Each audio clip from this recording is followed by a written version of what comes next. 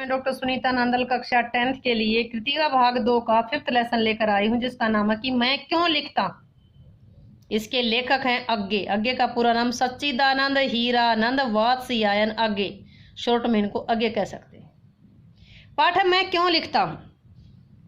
इस पाठ में स्पष्ट किया गया है कि लिखने के लिए प्रेरणा कैसे उत्पन्न होती है। लेखक उस पक्ष को अधिक स्पष्टता और ईमानदारी से लिख पाता है जो स्वयं अनुभव करता है। लेखक विज्ञान का छात्र है। जापान के शहर हिरोशिमा में जो रेडियोधर्मी विस्फोट हुआ था उसके प्रभाव को केवल सुना था, लेकिन जब वो जापान गया वहां एक पत्थर पर आदमी की शक्ल में काली छपी छाया को देखा तो रेडियोधर्मी के विस्फोट की भयावह स्थिति उसकी आंखों के सामने प्रत्यक्ष प्रतीत होने लगी और उस याद को, उस अनुभव को, वो याद को भारत आकर के रेल में बैठे बैठे उसने कविता के रूप में उतारा। तो ये मैं क्यों लिखता हूँ कैसे अनुभव हुआ लेखक को, आप ये देखिए कि जब लेखक जापान गया तो ये एक पत्थर था जहाँ बम विस्फोट हुआ था। ये एक पत्थर था, इसके पास कोई आदमी खड़ा था। बम विस्फोट इतना तीव्र था, इतना घातक था कि यहीं आदमी जल करके भाप बन करके उड़ गया, केवल उसकी छाया छपी रह गई। इस छपी हुई छाया को देख करके लेखक को इस त्रासदी का अनुभव हुआ और लेखक ने ट्रेन में बैठे बैठे वो कविता लिखी जो हिरोशिमा थी।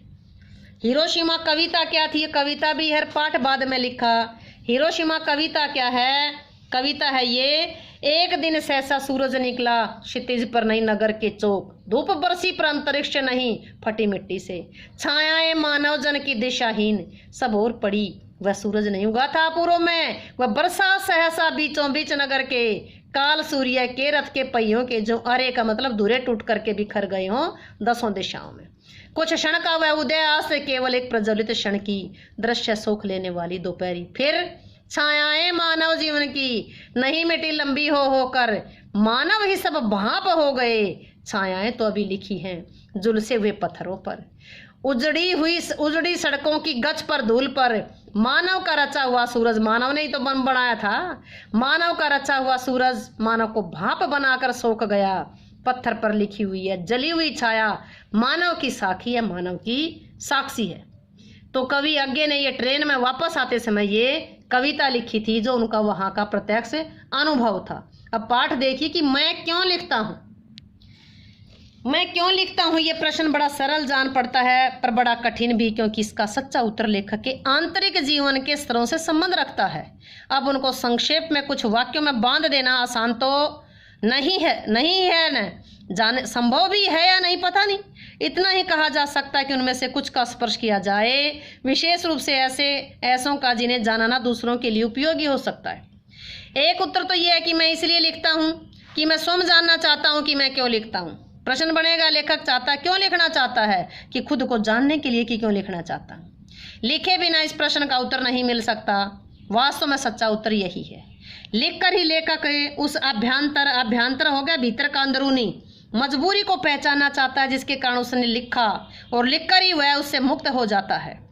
मैं भी उस आंतरिक मजबूरी से मुक्ति पाने के लिए तटस्थ होकर उसे देखने और पहचान लेने के लिए लिखता हूँ। मेरा विश्वास है कि सभी रचनाकार कृतिकार, सभी लेख, क्योंकि सभी लेखक कृतिकार नहीं होते, न उन सब का लेखन ही कृति होता है। सभी कृतिकार इसलिए लिखते हैं। ये ठीक है कि कुछ ख्याति मिल जाने के बाद कुछ बाहर की मजबूरी से भी लिखा जाता है।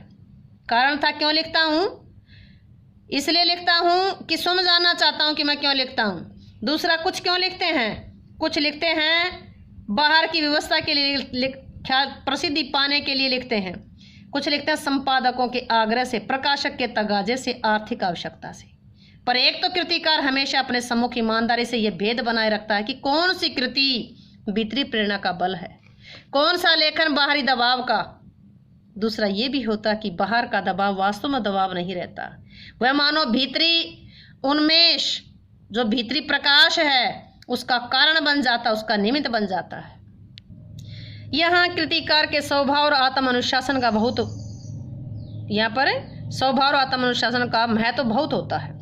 कुछ ऐसे आलसी जीव होते हैं कि बिना इस बाहरी दबाव के लिख ही नहीं पाते। इसी के सहारे उनके भीतर की मजबूरी जो व्यवस्था है स्पष्ट होती है। यह कुछ वैसा ही है जैसे प्रातःकाल नींद खुलने पर कोई बिछोने पर तब तक पड़ा रहता है जब तक अलार्म ना बज जाए। इस प्रकार वास्तव में कृतिकार बाहर के दबाव के प्रति समर्पित नहीं हो पाता, उसे केवल एक सहायक यंत्र की तरह काम के रूप में काम में लाता है, जिससे भौतिक यथार्थ के साथ उसका संबंध बना रहे। मुझे उस सहारे की जरूरत नहीं पड़ती, लेकिन कभी उससे बाधा भी नहीं होती। उठने वाली तुलना को बनाए रखूं तो कहूं कि सवेरे उठ जाता हूं, अपने आप ही पर अलार्म भी बज जाए तो कोई हानि नहीं मानता।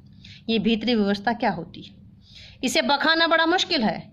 क्या वह नहीं होती, यह बताना शायद कम कठिन होता, या उसका उदाहरण दिया जा सकता है। कदाचित वही अधिक उपयोगी होगा। अपनी एक कविता की कुछ चर्चा करूं, जिससे मेरी बात स्पष्ट हो जाएगी। मैं विज्ञान का विद्यार्थी रहा हूं, मेरी नियमित शिक्षा उसी विषय में हुई।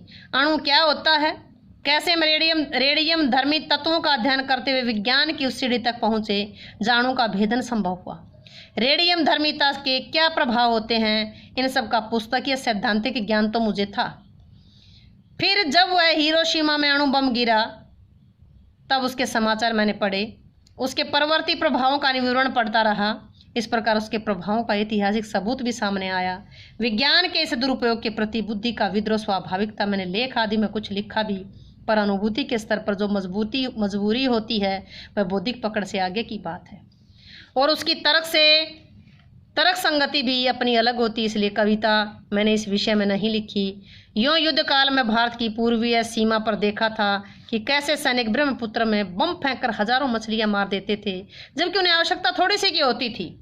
और जीव के इस अपव्यय से जो व्यथा भीतर उमड़ी, उससे एक सीमा तक अणु बम द्वारा व्यर्थ जीव नाश का अनुभव तो कर ही सका था। जापान जाने का मौका मिला, हिरोशिमा भी गया, अस्पताल भी देखा, जहां उस बम विस्फोट से रेडियम धर्मी पदार्थ से घायल होकर के लोग वर्षों से कष्ट पा रहे थे। यानी कि उसका असर अब तक उसके हिरोशिमा पर जो बम विस्फोट हुआ था वहाँ घास तक भी पैदा नहीं होती, बच्चे भी अपंग पैदा होते हैं। इस प्रकार प्रत्यक्ष अनुभव भी हुआ, पर अनुभव से अनुभूति गहरी चीज है। कम से कम कृतिकार के लिए अनुभव तो घटित होता है, पर अनुभूति संवेदना और कल्पना के सहारे उस सत्य को आत्मसात कर लेती है जो वास्तव में कृतिकार के साथ घटित नहीं हुआ, जो आंखों के सामने नहीं आया, जो घटित के अनुभव में नहीं आया, वही आत्मा के सामने ज्वलंत प्रकाश में आ जाता है। तब वह अनुभूति प्रत्यक्ष हो जाती। प्रत्यक्ष होता जो आंखों के सामने। तो हिरोशिमा में सब देखकर भी तत्काल कुछ लिखा नहीं, क्योंकि इसी अनुभूति प्रत्यक्ष की कसर थी। फिर एक दिन वही सड़क पर घूमते देखा कि एक जले हुए पत्थर पर एक लंबी उजली छाया। विस्फोट के समय वहां कोई खड़ा रहा होगा। विस्फोट से बिखरे हुए रेडियो धर्मी पदार्थ की किरणें उसमें रुक गई होंगी। जो आसपास से आगे बढ़ गई, उन्होंने पत्थर को झुलसा दिया। जो व्यक्ति पर अटकी, उन्होंने उसको भाप बनाकर उड़ा दिया। और इस प्रकार समूची ट्रेजेडी जैसे पत्थर पर लिखी गई। मैंने पहले भी आपको ये बताया था कि ये पत्थर है, यहाँ आदमी खड़ा था, ये जल करके भाप बन करके उड़ गया। उस छाया को देखकर जैसे एक थप्पड़ सा लगा। अवाक इतिहास जैसे भीतर कहीं सहसा एक जलते हुए सूर्य सा उगाया और डूब गया। मैं कहूँ कि उस क्षण में अणु विस्फोट मेरे अनुभूति पक्ष में आ गया। एक अर्थ में मैं स्वयं हिरोशिमा के विस्फोट का भोक्ता बन गया। इसी में से वह व्यवस्था जागी। भीतर की आकुलता बुद्धि के क्षेत्र से बढ़कर संवेदना के क्षेत्र में आ गई। फिर धीरे धीरे मैं उससे अपने को अलग कर सका। और अचानक एक दिन मैंने हिरोशिमा पर कविता लिखी। जापान में नहीं, भारत लौटकर रेलगाड़ी में बैठे बैठे लिखी।